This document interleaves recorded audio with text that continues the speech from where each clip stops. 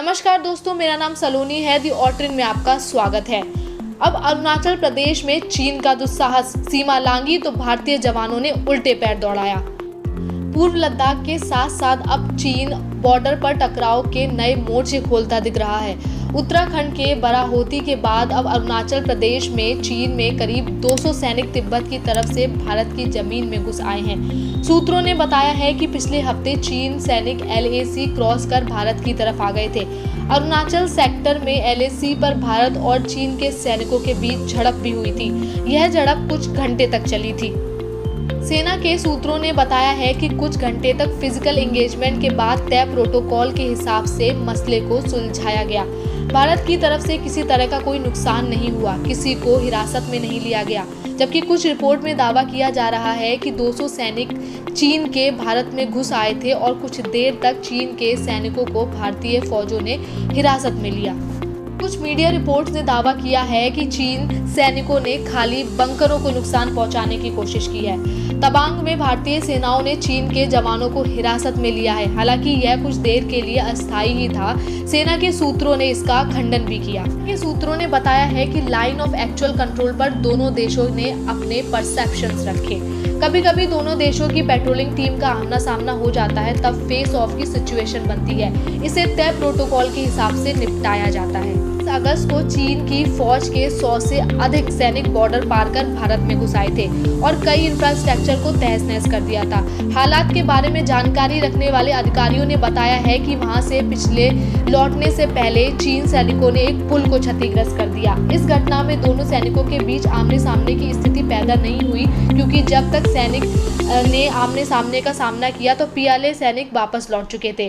तब तक पता चला है कि तुनजुन ला पास पार कर 55 घोड़े और 100 से अधिक सैनिक भारतीय क्षेत्र में 5 किलोमीटर तक अंदर घुस आए थे। उन्होंने कहा है कि ऑक्साइन चीन में स्थित गलवान घाटी के किनारे चीनी सेना ने कुछ टेंट भी लगाए थे।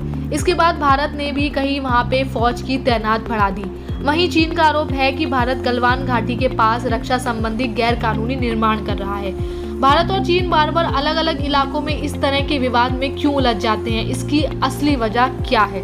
सालों पुराना सीमा विवाद। सबसे पहले तो आप यह जान लीजिए कि भारत चीन के साथ 3480 किलोमीटर लंबी सीमा साझा करता है।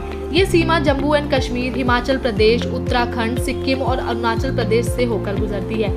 ये 3 सेक्टरों में बटी हुई है। पश्चिम सेक्टर यानी Jammu and Kashmir, middle sector यानी हिमाचल प्रदेश और उत्तराखंड, और पूर्वी सेक्टर यानी कि सिक्किम और अरुणाचल प्रदेश।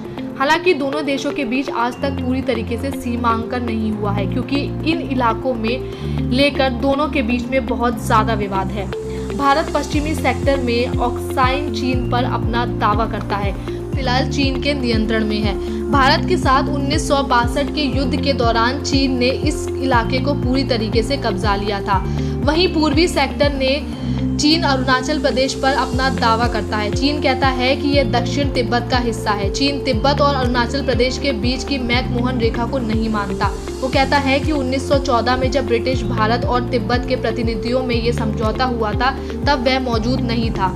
उसका कहना है कि तिब्बत उसका एक ऐसा हिस्सा रहा है, इसीलिए वो खुद ही इस चीज का फैसला ले सकता है। दरअसल 1914 में तिब्बत एक स्वतंत्र लेकिन कमजोर मुल्क था, लेकिन चीन ने तिब्बत को कभी स्वतंत्र मुल्क नहीं माना।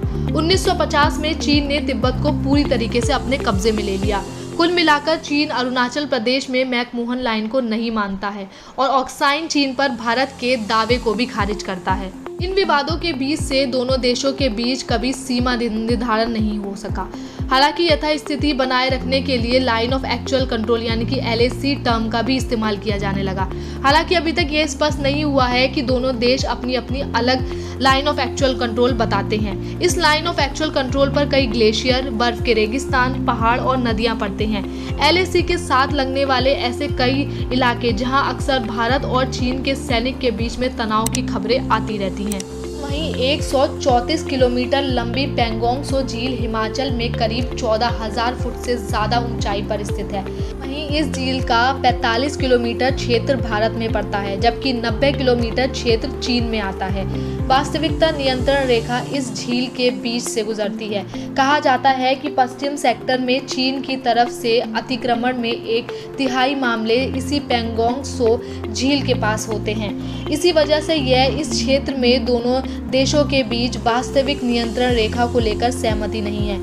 दोनों में अपनी अलग अलग LAC तय की हुई है। इसलिए विवादित हिस्सों में कई बार दोनों देशों के सैनिक के बीच झड़प देखने को मिलती है, क्योंकि उन्हें लगता है कि सामने वाले देश के सैनिक उनके क्षेत्र में आ गए हैं। तो आज के लिए बस इतना ही। अगर आपको वीडियो पसंद आया हो तो लाइक करें और शेयर करें, और अधिक जानकारी से जुड़ने के लिए द ऑर्डरिंग को सब्सक्राइब करना ना भूलें। धन्यवाद।